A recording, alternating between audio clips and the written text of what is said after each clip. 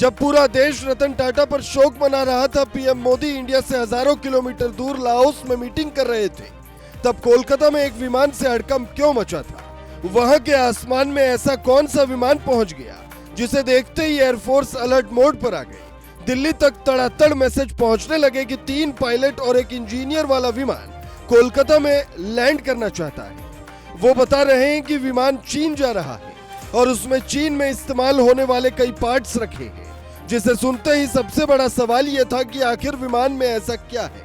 सिर्फ एयरपोर्ट अधिकारी ही नहीं बल्कि हर कोई ये जानना चाह रहा था कि भारत में आखिर ऐसे विमान की लैंडिंग क्यों हुई।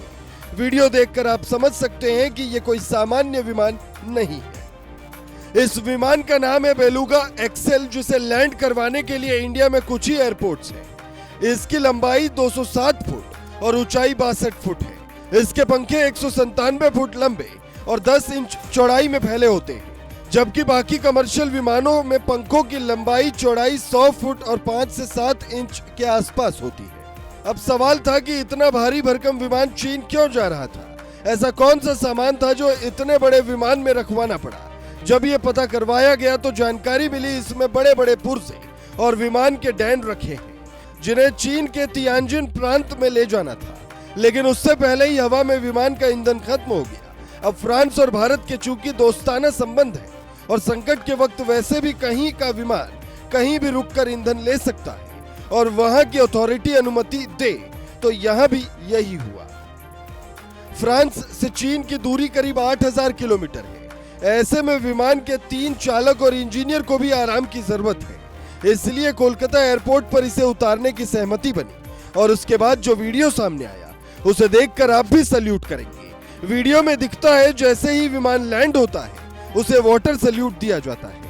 यह पहली बार था जब कोलकाता एयरपोर्ट पर इस तरह का भारी भरकम विमान उतरा था। एयरपोर्ट कर्मचारियों के लिए भी इसे मैनेज करना एक बड़ा चुनौतीपूर्ण काम था, पर एयरपोर्ट कर्मचारियों ने वो कर दिखाया, क्योंकि इससे पहले यही वाला विमान हैदराबाद एयरपोर्ट पर भी उतरा था। इस विमान को बनाने वाली कंपनी का नाम है एयरबस, जो फ्रांस की कंपनी है, जहां से हमने पहले राफेल खरीदे और उसके कुछ साल बाद टाटा ग्रुप ने इस कंपनी के साथ एक बड़ा करार किया, जिसने पूरी दुनिया को दंग कर दिया।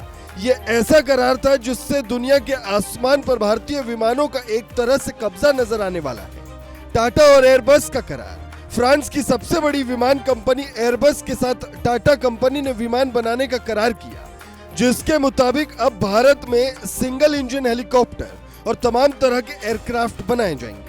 H-125 सिंगल इंजन हेलीकॉप्टर की असेंबलिंग वडोदरा में होगी, जबकि हैदराबाद में इसके पार्ट्स बनेंगे। मतलब मेड इन इंडिया वाला सपना आगे बढ़ेगा, तेजी से रोजगार बढ़ेगा और चीन की दादागिरी दुनिया के बाजार से कम होगी। यही हिंदुस्तान का हर बिजनेसमैन चाहता है, चाहे वो रतन टाटा रहे या अंबानी अडानी की जोड़ी हो।